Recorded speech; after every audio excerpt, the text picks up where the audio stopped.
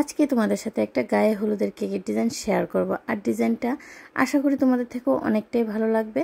তাহলে ভিডিওটাকে স্কিপ না করে দেখতে থাকো আজকের কেকের ডিজাইনটা আমি কিভাবে বানিয়েছি।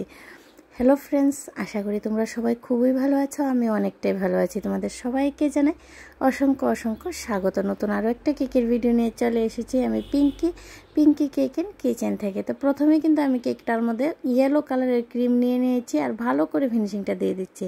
ফিনিশিংটা ভালো করে দেওয়া খুবই দরকার, তা না হলে কিন্তু কেকের ডিজাইনটা দেখতে একদমই ভালো লাগবে না। তো আজকে আমি কিন্তু ক্রিমটা হালকা ইয়েলো কালারের নিয়েছি। আমার কেক বানানো যদি তোমাদের থেকে ভালো লাগে আর আমার কেকের ভিডিওগুলো যদি এভাবে প্রতিনিয়ত দেখতে চাও তাহলে অবশ্যই চ্যানেলটাকে সাবস্ক্রাইব করে পাশে থাকা বেল আইকনে ক্লিক করে দেবে। তাহলে যখনই কেকের ভিডিওগুলো আপলোড করব সর্বপ্রথম কিন্তু তোমাদের কাছে এসে পৌঁছাবে। আর কমেন্টে কিন্তু অবশ্যই জানাবে আজকের কেকের ডিজাইনটা ভিডিওটা তোমাদের কাছে কেমন লাগলো। তা আমি যেহেতু হাফ ফ্লাওয়ারগুলো বানাবো তার জন্য কিন্তু আমি বাটির সাহায্যে একদম পারফেক্ট হাফ সাইজটা দিয়ে দিয়েছি, তাহলে বানাতে খুবই ইজি হবে।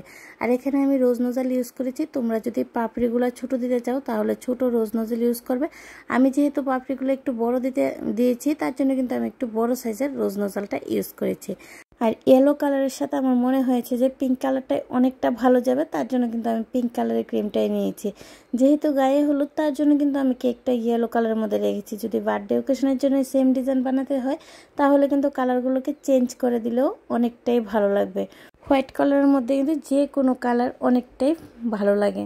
তো আমি নেক্সট টাইম ভাবছি চেষ্টা করব যে বার্থডে ওকেশনের জন্য এই ডিজাইনটা বানানোর, কারণ এই ডিজাইনটা আমার থেকে খুব পছন্দ হয়েছিল। তো নোজেলের সাহায্যে কিন্তু আমি নিচের বর্ডারটাও দিয়ে দিয়েছি। আর আজকের বর্ডারটা কিন্তু একটু আনকমন দিয়েছি আর দেখতে অনেকটাই ভালো লেগেছে আমার থেকে। তোমাদের কাছে কেমন লাগলো অবশ্যই কিন্তু একটু কমেন্টে জানাবে। এখন কিন্তু আমি কিছু একদম ছোটো সাইজের কিছু সিলভার কালারের সুগার বল নিয়ে নিয়েছি আর পুরোটা কেকের মধ্যে কিন্তু ভালো করে দিয়ে দিচ্ছি। তো সুগার বল ইউজ করে কেকগুলো কিন্তু আমার থেকে অনেকটাই ভালো লাগে, কারণ কেকের মধ্যে সুগার বল ইউজ করলে আমার মনে হয় কেকটা অনেকটাই হাইলাইট হয়ে যায়। আর উপরে কিছু গোল্ডেন কালারের সুগার বল দিয়ে দেবো, ছোটো বড় মিলিয়ে দিয়ে দেবো ভালো করে। তারপরে কিন্তু আমি শুভ গায়ে হলুদটা লিখে দেবো জেলের সাহায্যে।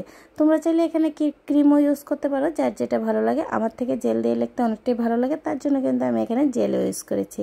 তো আমার কেকের ডিজাইন কিন্তু একদম রেডি হয়ে গেছে। আজকের মতো এই পর্যন্তই। নেক্সট টাইম নতুন আরও একটা কেকের ভিডিও নিয়ে তোমাদের সবার সাথে আবার দেখা হবে। সবাই খুব ভালো থেকো, সুস্থ থেকো আর অনেক আনন্দে থেকো।